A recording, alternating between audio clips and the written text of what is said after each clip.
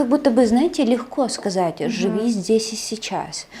А ну, как это начинать делать? Потому что иногда, ну вот я по себе могу сказать, ты думаешь, переживаешь о каких-то моментах, которые еще не произошли, но ты там думаешь что-то.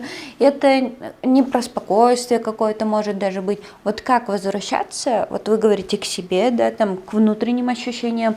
Я думаю, что и для многих зрителей это будет полезная информация про вот жизнь здесь и сейчас. Как научиться так жить? Ну, во-первых, у нас всегда есть тело, да, то есть у нас есть тело, и на самом деле тело может рассказать человеку обо всем и помочь во всем. Первое, что есть в теле, это дыхание, это наш вдох и наш выдох, да, то есть чтобы в моменте замедлиться, чтобы в моменте решить какую-то эмоциональную негативную реакцию, да, либо заведение в какое-то эмоциональное состояние, слишком яркое, да, можно переключиться на свои внутренние ощущения. И человеку нужно учиться слышать себя и свое тело. Вот, допустим, когда я разговариваю с человеком, да, все мое тело разговаривает с этим человеком.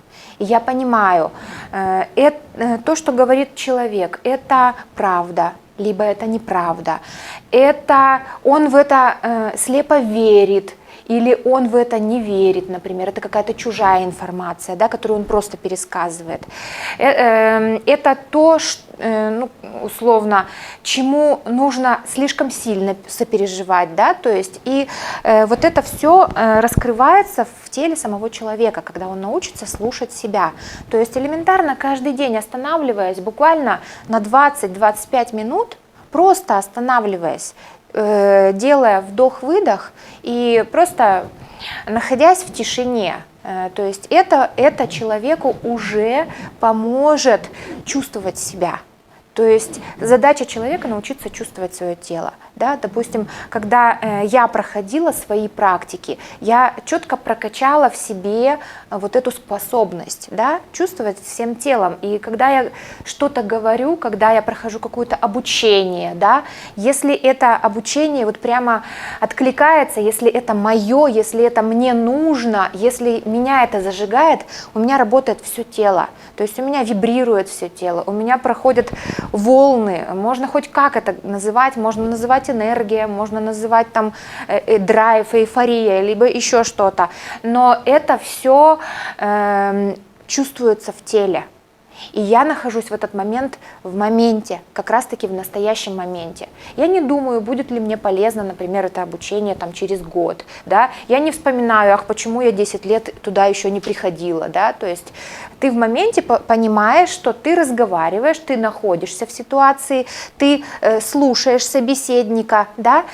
Здесь еще есть обратный момент, да? Когда человек, имея вот эту вот сенсорность, имея эту чувственность, эмпатичность, эмоциональность, да, то есть умение сопереживать, слишком сильно начинает вовлекаться в процессы не свои, да, а чужие. То есть здесь тоже нужно это оценивать, вовремя понимать и осознавать, что у меня этих эмоций не было. Да? Я поговорила с человеком и сонастроилась с ним, и теперь у меня появились эти эмоции. Да?